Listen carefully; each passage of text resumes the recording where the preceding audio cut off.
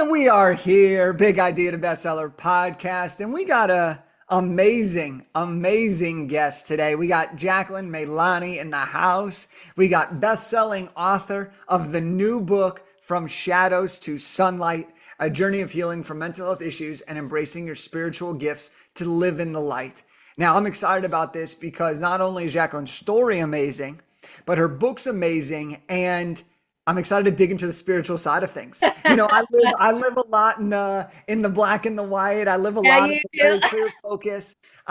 So when we open up into the spiritual world today, I'm excited because I'll probably ask questions out of curiosity.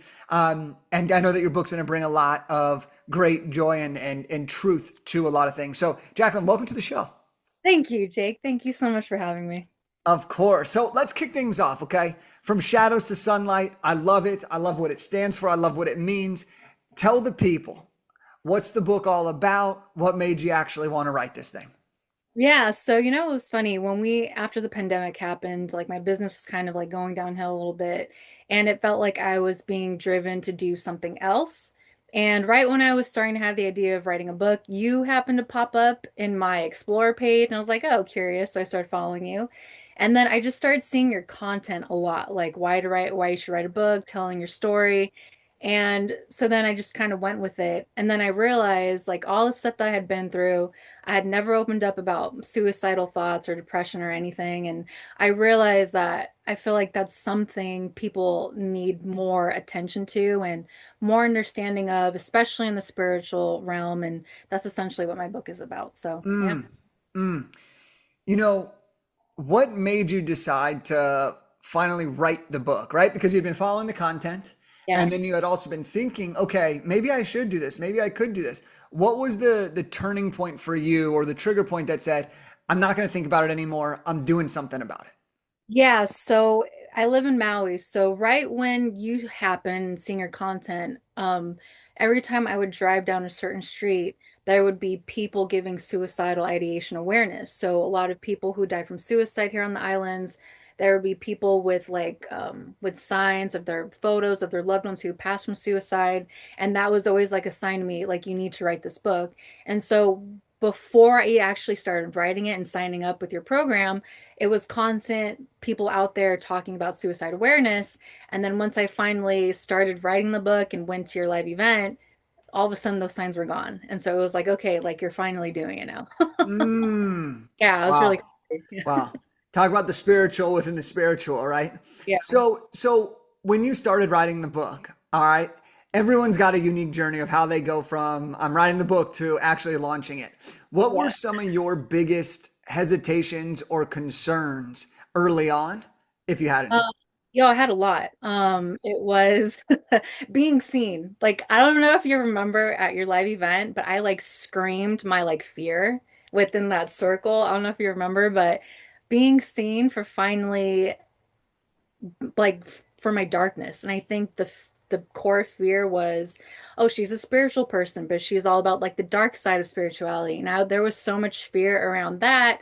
And like throughout the writing process, it was like I was training myself to be more confident in who I was and being seen and finally speaking my truth. So throughout writing the book journey, it was all about, okay, here's another. It was kind of like each day it was building up my strength for confidence of being who I Mm. really am. Yeah. Wow, that's powerful. Yeah. We're going to talk obviously about the launch and some of that stuff later, but I'm curious now that you're here, the book's out. Yeah. And you're being seen. Okay. You topped the charts in your launch week. You're going to continue to be seen. How does Yeah. it feel now to actually you have the book, you did the thing, you faced the fear, and now you're here? Yeah. So it's interesting because when I was promoting the book, like the last couple months, it was like, I don't give a fuck anymore. Like, here's my book. Like, here it is. Here we go. And now that it's like people are buying it, and now that people are reading the story, that little bit of fear is coming up again of like, oh my God, I'm being seen. But I trained myself so much throughout the writing journey Mm, process with you and your team that I was also doing shadow work on top of working with you. So it was like, okay, well, why are you afraid to be seen? Oh, well, it's because, all the trauma I experienced, what I talk about in the book. And so now it's like, it's not such a debilitating fear anymore being seen. It's, oh, I see you, but we're going to be okay. Keep going. yeah. like where it's at now. Yeah. Okay. Okay. Yeah. It's funny how, you're not the first person to say that they've had the fear of being seen, right? Yeah. Or, a lot of people have the imposter syndrome, which is That, which is similar but different, right? And then they feel like they get over it. And then the book is getting ready to come out and they're like, holy shit, it's actually real again. yeah, And yeah, oh my yeah. God, now I'm actually here, right? Yeah, Like I pressed it yeah, down, I worked through it. But now yeah. the book's actually in the hands of strangers who I don't know, and Yeah. they're reading it, and all of a sudden you start to hear their feedback and everything. And the coolest thing about it is just from my own experience, and you'll experience this if you haven't already, is your story's impacting people that you don't even know. Right. And, for example, I got a message the other day of someone from Australia, and he was just like, hey, you inspire me so much with your content. I've started this business because of it. And just thank you for sharing like your story. Right. And it's like, oh my gosh, like that made my day, right? But we would never have had that opportunity if we don't take the chance of writing the book. And you did that. And so you're now in the stage of like, holy shit is real. What are people going Yeah. to say? But like you did it. And so now you're also coming from a place of like, you've done a lot of the work. So Yeah. no matter what comes next, you're ready for it. You're prepared. You know how to handle it. And so Yeah. it's such, it's such an interesting process. It really is though, because it's like you said, it's like a layering process too of, oh, you went through this stage of fear. Okay, well now your book is out. Now it's time to go through this certain layer of fear that you didn't know what was there. But now Yeah. you have to handle it. Yeah. So Yeah. let's talk a little bit about, let's dig into not just fear, but in terms of like the spiritual side of things. And so a lot of your book is about the spiritual side of mental health, right? If we were to Yeah. boil it all together, it kind of lives in that realm. And so if someone were to read your book, like what would they learn, or what can you tell us about the spiritual side of mental health? Because to me, like it's just mental health, right? And so Right, right, I, right. I want to know how you interpret all this stuff and how you think about it and how you teach it. Yeah, so throughout my book, I bring up depression a lot, melancholy, when you're in a funk or you're feeling down or low or whatever it is. Usually there's like multiple reasons why you're going through that. It's not like a clinical psychological thing of like your brain is going through all these like chemical imbalances, but more of like, oh, you're actually one reason could be you're going through a big life change and your body's already letting you know that it's time to rest for this big change. So it'll look like depression, it'll look like melancholy, it'll look like I'm feeling really low or sad right now. And every time you look back on the moments where you felt really depressed or, having these like dark thoughts or whatever, it was because you were going through a really big shift. Like a business opportunity was about to come in, or you made new friendships, or you got into a new relationship, or all of a sudden you met the love of your life the next day. Like your body is always going to have the first signs and symptoms of shifts happening before your mind is ready for that. Mm. So that's what I talk about a lot, especially like, and then on the suicidal part, being like sensitive how I am spiritually. When I was in Europe, I talk about this in my book, but I was really suicidal over there. But it was because I was in Berlin a lot. I was in Amsterdam. So there was a lot of Jews. Obviously, we know what happened to them. So I was picking up their energy and the darkness and the Mm. catastrophes that happened over there. And, being connected with, the Dutch people, I was suicidal because I had no idea. And I'm a spirit medium, by the way. I had no idea I was connecting to Vincent van Gogh, like that really popular Dutch So, artist.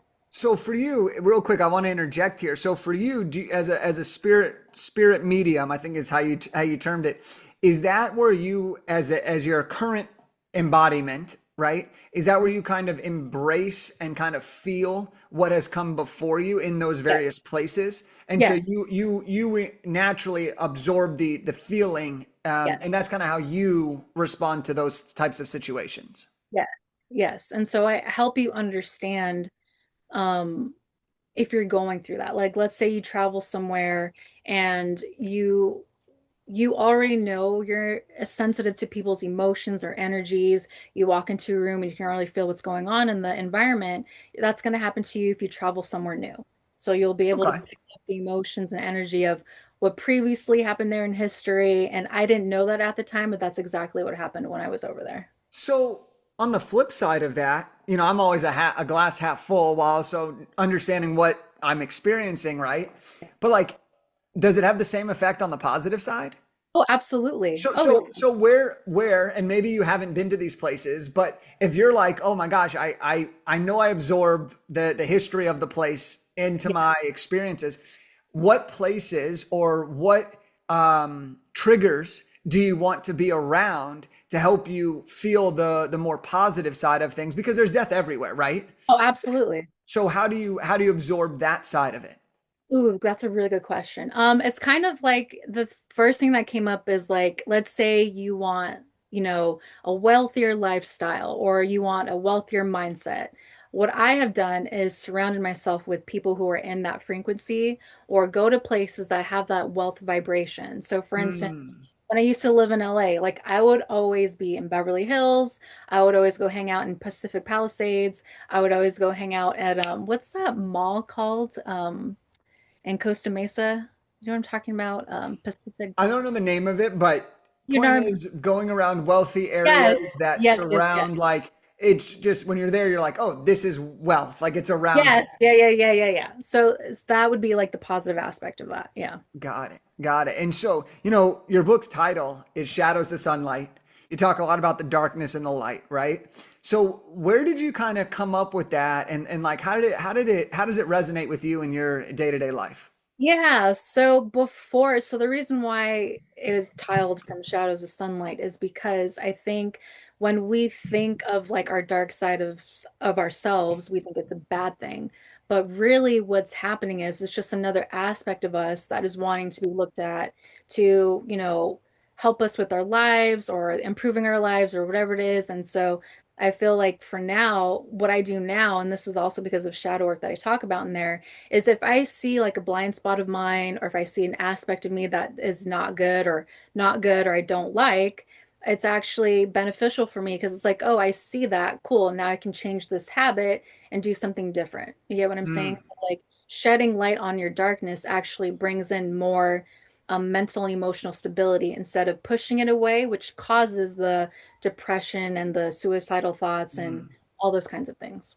Yeah, I mean, as you're saying that, like to me, it goes to like self-awareness in a lot of Yeah. ways, right? Is when Mhm. you can recognize the good and the bad within you, well, Yeah. now you're aware. And Yeah. then it's up to your conscious state to be able to say, well, do I want to or do I not want to make a change or an adjustment based on this? And Yeah. for bad habits or bad things, bad, we'll put it in quotes, right? Right. Because it's not bad, but just like more on the negative side, right? It's like, okay, well, am I going to make the change on this? Do I want to do anything about it, or am I just going to compress it down? And on the Right. flip side, if it's a quote unquote good thing, right? It's like, okay, I'm thinking of this. Do I want to do more of that? Do I want to Right. make a change to that? And so I Right. think it's so important though that you nailed it. It's like you have to be aware of these things. Yes. You have to Yeah. identify them because you can't change until you know what's possible to change, Exactly. Yeah. right? And I talk about that a lot in my book too. It's like we get so the reason why people stay in like a really low state or if their life is not improving is because let's say like you're going through all this stuff, but you're constantly pointing the finger at other people, blaming other people for your circumstances, blaming other people for your life choices. Well, that behavior is going to keep you stuck. And so if you actually see something that is triggering around you, that Mm. is actually an invitation for you to be like, okay, what is this saying about me? What is this triggering within me that needs to change about myself? And I talk about that a lot in my book. All right, so tell us a little bit like once we are aware of this, Yeah. what do we do? So you can say, well, what would be a good example? Like, I think the biggest thing for me is when I would hire coaches or like mentors or whatever. It is real easy to blame them for the lack of results that I'm not showing, right? And so the big thing for me was, okay, am I going to keep blaming these people who are just a tool for me? Or am I going to look at myself and be like, well, are you actually putting in the work? How's your mindset around this? What are your thought process around this? What's your conversation with this thing that you've just invested in? And I think that is when the shift happens, is it's not like, let's say you can blame your dad for, I talk about this in my book too, but it's like, oh, I could blame my dad for my financial situation because there was a moment in time where he took money from me When I was only like 13 years old, I never saw that money again. So throughout my life, it was like, oh, my money's gonna get taken away. I need to spend it right now. Mm, Keep blaming my dad for that situation, but it was an invitation for me to actually stop that parental pattern that I would see from everybody else. You get what I'm mm. saying? Do you think I totally understand. Do you think people I actually was just thinking about this today. Okay, I'm gonna go broad and I'm gonna bring it back, I promise. So I was thinking about this today of the concept, and I was talking to my wife about it the other night, is I said when I have time on my calendar that's called think time, Hmm. and I just think, I can't do anything. I just have to think. Yeah, There's so much that comes from that. Okay, right. so many ideas, so many internal reflections, so many Yeah. thoughts that come up from that. And I was thinking about that while I was thinking about nothing, right? And I was like, oh my gosh, like, why do we not ever just sit and think? Because so many of our problems, so many of our goals, so much of our lack of clarity could just come from a little bit of thinking. And so Right. do you feel that when it comes to like this blaming thing, this is how we're tying it back. When you think of people who use this as blaming, do you feel that they aren't spending enough time thinking or not spending enough time reflecting, and that's why they're constantly blaming? Or where and how do you think we can recognize that more easily? Yeah, so it's definitely taking the time to think. It's because I've noticed like the blaming thing, it's because even in my behavior, what I noticed was I was constantly like in survival mode, go, go, go, not stopping or pausing to reflect or thinking about my life choices. But it gets really easy to start pointing the finger for how your life turns out because you're not taking the moment to rest, enjoying your cup of coffee without any distractions, enjoying your breakfast without any distractions. And for me, what started this whole process was waking up every morning and just meditate, silent meditation for 5 minutes every day. Mm, That's been a habit of mine for I don't know how long, like 10 years now. Yeah. And that's what really helps is when you just sit with yourself very and just cool. allow yourself to be with your breathing and with your body. Thoughts will come up, things will come in, and you'll start to really reflect. And self-reflect is like huge if you want to really succeed in life. Yeah, absolutely. So your book is pretty deep. Yeah. Right? Your Yeah. your book is pretty deep, and I encourage everyone to grab a copy of it because I think everyone can learn from something from your book. Now, as you were going through it, right? There's a lot of thoughts, there's a lot of emotions, a lot of experiencing that you get to relive or rethink about as you're creating this material. How did you feel about the level of support that you had throughout this? And did you feel that you were able to still process and experience everything you were feeling while also still, pushing forward with certain deadlines? Yeah, absolutely. So, to be honest, all of my support came from you guys and your team. I had a few support with certain family members, but like it was honestly just me, your team, and like a few family members here and there. But yeah, like I feel like I have been I think my history of being like a Lone Ranger has really helped me at where I am at now because I can talk to myself and be like, keep going, keep going. Okay, well, what are you feeling? What are you processing? I think me doing shadow work, working with a shadow work coach while working with you really helped me as well because it was like I was keeping myself accountable while working with you and the emotions that were coming up, going through, my writing process and all the emotions come up when you go through a certain story, that you went through in life. I allowed myself to feel what I needed to feel, Yep. gave myself a day to feel it, and then get right back into it. Yeah. Yeah. Yeah. Talk to me about the feelings of your launch. All right. I know you were so excited leading up to it. Okay. Yeah. And then it happened. So like, what did it feel like to actually launch the book and to truly birth it to the world? What's funny is there's two things happening. So I was extremely excited, and I was calm about it. I'm like, cool. I've been working for this for I don't know, like a year and a half now, with all the pauses and the stops and all the things happening. And then there was another part of me that was like freaking out, like I need to have a launch party. I need to have this. I need to have all these things. It was like this weird chatter going on.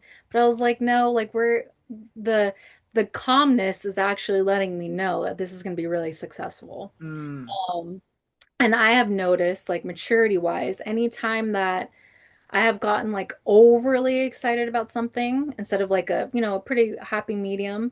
It was never, it didn't do well. But when I'm like calm and still a little bit excited about it, it does really well. So that was kind of like what was going on with me is like two of these polarities happening, but then the calmness won over. And yeah, it was like people surprised me, like reposting my book.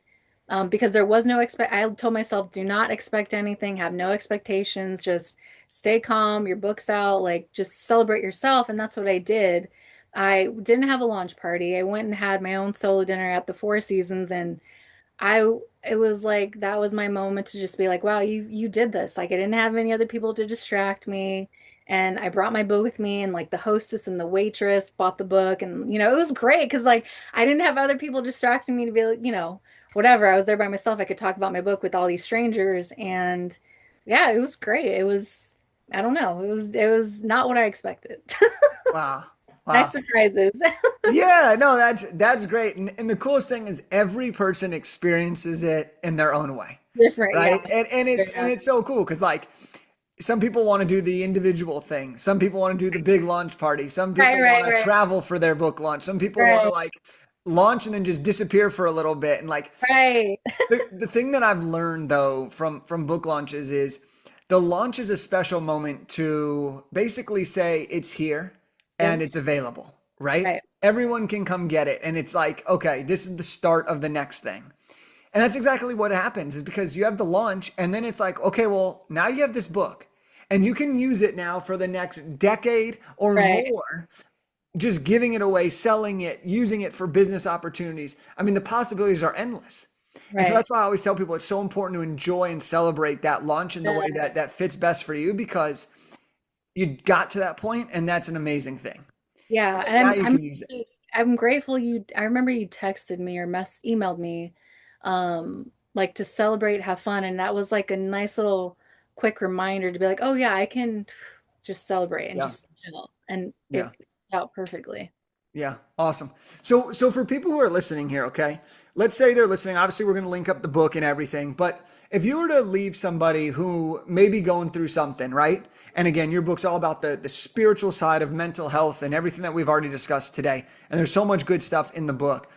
If someone's listening to this today and they need a little bit of like, gosh, I could just use a little bit of guide. I could use a guide right now in some way, shape, or form. They're struggling with something on the mental health side of things, or they're struggling with something in their business or their life. Like, what would be from your book your favorite tip, your favorite piece of advice, your favorite like mantra that someone could take away from this episode?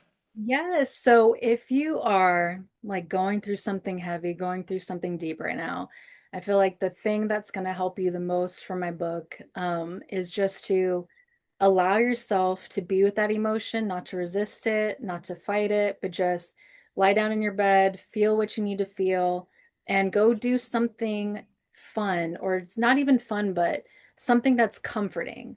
I think there's a lot of stigma around like I don't want to say vices, but do something little that brings you comfort, whether it's food or a movie or whatever it is, and just give yourself permission to be with that, not to think, not to, overanalyze what you're feeling, but just sit with those emotions because that's what's going to help you move it through. And I guarantee you, if you don't resist what you're feeling, you're the next day you're going to feel 100%.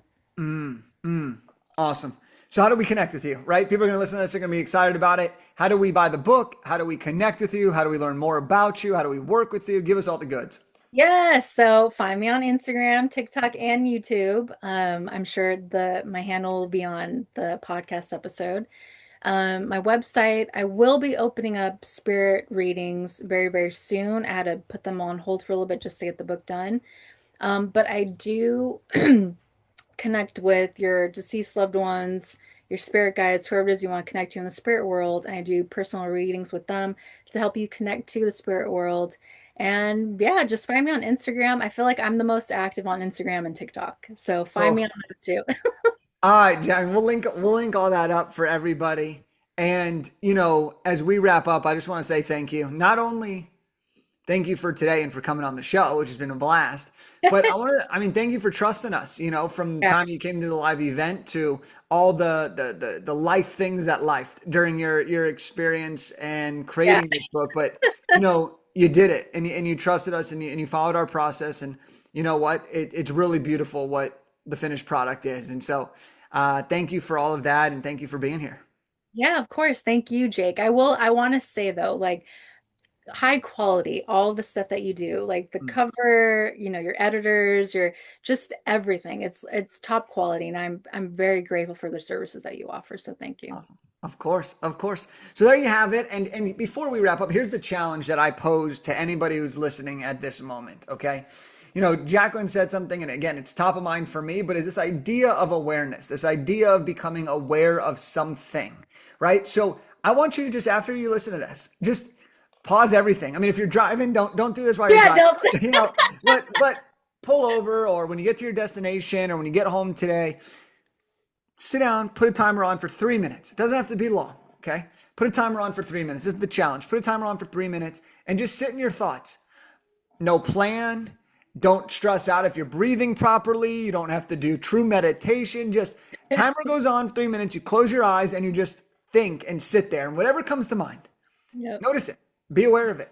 And Yep. that's your first step of what the next adventure could become for you. So enjoy that challenge. Enjoy Jacqueline's book. And we'll see you on the next episode. Talk to you later.